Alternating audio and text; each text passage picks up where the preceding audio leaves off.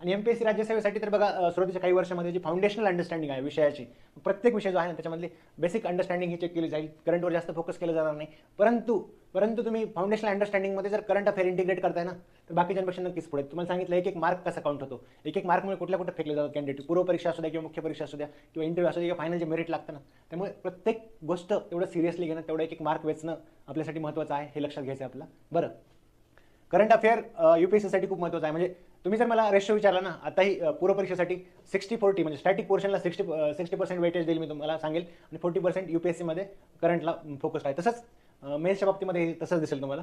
इथं तुम्हाला एमपीएससीच्या बाबतीमध्ये 80-20 दिसेल. कारण 15 क्वेश्चन जरी करंट अफेअरवर विचारले जात असले तरी अर्थशास्त्र असेल किंवा राज्यशास्त्र असेल, बऱ्याच गोष्टी अशा असतात की करंट इन्स्पायर्ड असतात किंवा इकॉनॉमिक्समध्ये स्कीम वगैरे आहेत त्याच्यावर प्रश्न विचारले जातात. म्हणजे मुख्यमंत्र्यांच्या नावावर स्कीम असेल किंवा मुख्यमंत्र्यांनी सुरू केली महाराष्ट्र स्पेसिफिक स्कीम असेल किंवा आजूबाजूच्या राज्यामधल्या सुद्धा स्कीम विचारलेल्या आहेत. तर त्यामुळे ती गोष्ट लक्षात ठेवणं गरजेचं आहे आपलं. तर हे मार्क्स आपल्या लक्षात घ्यायचे की जास्तीत जास्त आपला सिक्युअर आपल्याला कसं करता येईल आपलं प्लेस त्या पद्धतीने. आणि व्यक्तिमत्व चाचणीसाठी मी जसं सांगितलं तुम्हाला आपल्या फॉर्म्युलामध्ये कॉन्टेंट नंतर कॉम्पिटन्स ह्या गोष्टी आहेत.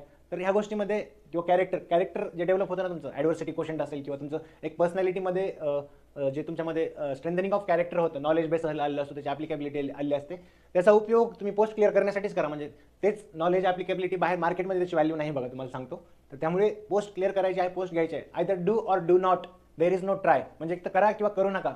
प्रयत्न करायचा एक बघा काय होते म्हणून यायचं असं नका करू. म्हणजे तेवढंच महत्त्वाचं आहे. म्हणजे 100% ऑनेस्ट एक वेल डिरेक्टेड एफर्ट्स देणं हे खूप महत्त्वाचं आहे आणि सुरुवातीच्या वर्षांमध्ये देणं खूप महत्त्वाचं आहे याच्यामध्ये.